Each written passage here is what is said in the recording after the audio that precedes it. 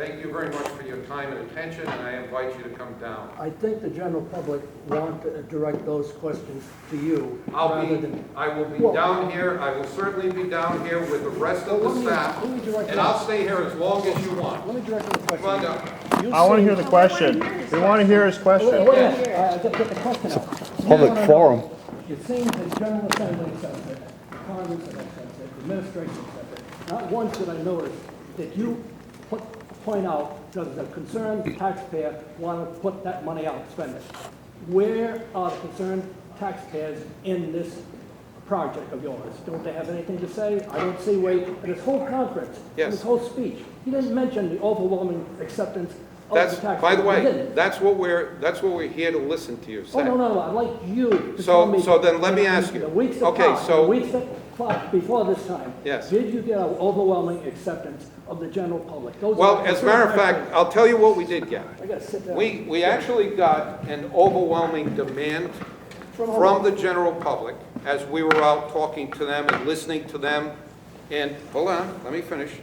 From you, all of your representatives, people that you actually vote to represent you as your representatives, we heard from all of them. And the one unanimous voice that I've heard during the last year is our infrastructure is broke, the bridges are falling down, get them fixed. That is the one common, even for example, the truckers who were most opposed to the idea of themselves getting tolled for the purpose of generating revenue to help us do that. They agreed, almost vehement opposition through the entire roadworks process, they said increase the agreed, taxes. hold on, let me Increase the taxes, finish, they said. agreed that they wanted us to take these bridges, these 7 deficient bridges and many others throughout the state, and get them fixed. That's the mandate that we've heard, and that's the mandate that we've been responding to. One question, I'm gonna back up to the first question. Yes. With the tax money we're paying on per gallon, and that full amount that we're paying. Yes. Is all that money been devoted to roads and bridges? In the past, Past, present, in the last 10 years? well, I'll tell you this. From the legislation that we got approved in roadworks forward, 100% of that money will be dedicated to transportation purposes only. Well, let's back up. to Only. say, The hole we're in now is, maybe the last 10 years, you didn't do that. I can't speak for what happened in the past. I'm here now, okay? I came here to solve a problem. The problem is precisely what you're saying, that in the past, money that was given was not spent specifically for the purpose that it was intended by the taxpayers. I'm going to give you that. Well, listen, Okay, you hold gotta- on, let me finish. In this legislation, we have evolved from that to a system where every penny of registration fees, every penny of gas tax, every penny of diesel fuel tax will be used specifically and only for the purpose of transportation for these projects over the next 10 years, and the tolling legislation, separate from this. Except for one thing, in the last 10 years, we're in the hole now because you didn't devote that tax to Correct. roads and bridges. Correct. So maybe we should get rid of the legislators that approved that. That's a different meeting, man. That's the certainly your ones- prerogative. and the ones that Different allowed it meeting. to go to the general fund, the rest of it. Okay, so in the meantime, while you're straightening out all of your political problems, you tell me what we do about 7 bridges here. Go back to that first slide, please. Well, the one thing you Hold don't on. do With is, 7 bridges that right now have 100,000 people driving over them, that are Me. about to fall down, okay? They're about to fall down, and we can keep spending about $6 million a year just pissing it away, throwing it at this thing, and never have it really fixed, what I'm noticing. as we have in the past, or we can get up off our What I'm butts, noticing is. take the legislation we got, and put it to No. work. There were many options that people came forward with, and the trucking company too, and the public. You didn't seem to accept one, and you hardly listened to anybody. We listened to And every one of the them. general public- Let me tell you the general something. public would You would accept- like to think that we didn't listen to them, but let me tell you something, pal. Yeah. We took every one of those suggestions, Yeah. we ran them through some of the top experts in the country. We had economists, engineers, planners, transportation experts, and financial advisors. We have them all set up to take every one of those suggestions that came and put them through a model. And you know what it came out to? I'll tell you what it came out to. It came out to that 90% of what we need to do, 90% of it, we could do it with existing funding, okay? Without having to charge a penny more for gas, registration fees, diesel fuel. I accept Not a penny more. Hold I on, accept that let me answer. finish. I accept that answer. We only needed an additional 10% in order to bring these bridges Then why don't and you the other accept- why don't you 250 to a state Why of don't you structural accept sufficiency. a tax on Now, gas, which the Okay, public- so now we had the choice. Now we had the choice. Let's see, we can either increase the gas tax by about 20 cents so that all of you in this room, for every gallon of gas that you buy, you pay another 20 cents, or we could look at who's causing the damage on the bridges. Who's causing the damage? 7 studies, not from us, 7 studies from the federal government and from individual universities, engineering studies, show conclusively that between 70 and 90%, depending upon the study you look at, of the damage that's being caused on roads and bridges are being caused by heavy vehicles, class 8 and above. Number one, when we looked at that class 8 and above users of this transportation system, they're using it just like we all are, they're only paying 20% of the cost for their registration and diesel tax. You all, through your gas tax and registration fees, are paying 80%. So you're all causing 20% of the damage, and you're paying 80% of the cost.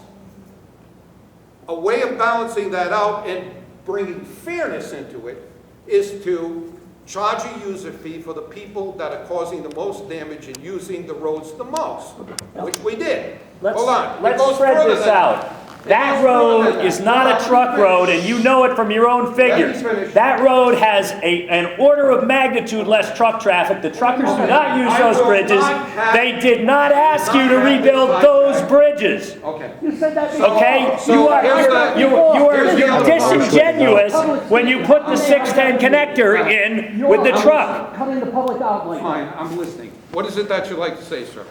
What I would like to say is, it's disingenuous to make this road, that is not a trucking road, there's an order of magnitude less trucks, 1% of the traffic on those roads are the class of trucks you're talking about. On the interstates, it's 10%. All right. Okay? So there's So no... you have a traffic count that shows that. Your traffic count, the one you Okay. did to support And the here's tolls. And here's the difference. And let me go through the math with you, because here's an example where math actually counts, okay? You say that 1/100th of the vehicles that are going across this road are trucks. Now, even if I agreed with you, which I don't, but let's say I did, okay? The studies, on the other hand, that we have from several universities in the federal government itself say that one of those trucks,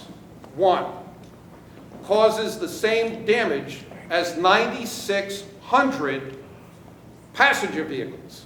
So, let's do the math. That still makes trucks, even at 1%, responsible for 9 times more than all of the cars that are going on But if you this car road. slow it down, if you do a boulevard approach, trucks only do that damage traveling at the high highway speeds. No, And that's they- not true. they only do that When we build a bridge, a truck could be going 0 miles an hour. And most of the steel and concrete that we have to put in that bridge is to hold up the truck.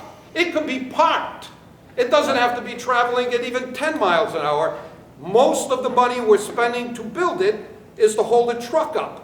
not a car. If we built these bridges and roads just to hold cars up, they would cost 1/100th of what they cost us right now to hold up a truck. So, in addition to that, let's consider the fact that 60% of these trucks that will be paying these tolls are from out of state. And those trucks from out of state are paying tolls in every other state that they travel through except for Rhode Island. And they're paying to build the bridges and make new roads in every other state. We're 50 and out of 50. They're paying it in all of these other states, and the difference is they're paying into the system their fair share. We're just asking them to do the same. But if you build a boulevard, you won't have 7 bridges. You'll maybe have 1. I mean, the point is, we're trying to reduce the cost of infrastructure that has to be paid for by trucks and by cars. You're absolutely right. Here's the problem. In addition to having only 1 bridge, almost half of the people that use this now are going to have to find other ways of getting to work and their goods to service, because they're not going to fit on the boulevard. And if they tried to fit, it would take them a heck of a lot longer to get where they're going if all of the 100,000 cars that goes on this now tried to fit on a boulevard. So what you're saying to all of the other people who do use cars in here to use this to get to work or their goods, go find someplace else to drive your car, or ride your bike, or walk, or take a bus. No, we're saying find different ways with the. Right, find different ways. Exactly. You realize Well, Route 10... those are the choices, and those are the choices we're here to listen to. And Route 10 did You not happen to have connect to that point of 95 view. North 20 years ago. Somebody else might have a different point of view, and they might want to take their car. What we're trying to do is provide as robust a set of choices that includes cars, that includes bike, that includes pedestrian, and the hybrid approach does that. And it still gets people in cars to where they're going at the same time. On the surface, if you look at the surface of what a boulevard would provide to a pedestrian, or the impediment that it would provide to a pedestrian, the hybrid approach is actually more pedestrian friendly. With a boulevard, you've got to walk or bike across 2 lanes of roadway, then 2 lanes of BRT, and then 2 lanes of roadway again. Under the hybrid, put the hybrid up, all you've got is a couple of single or double lanes of roadway. No transit. It's all underground. And even at that, it's a lot more pedestrian friendly. So this is one of those things that we're here to listen. We certainly understand the point of view of people that don't want people driving cars, or that want people to depend more strongly on the kinds of pedestrian kinds in transit, but these are the choices we have.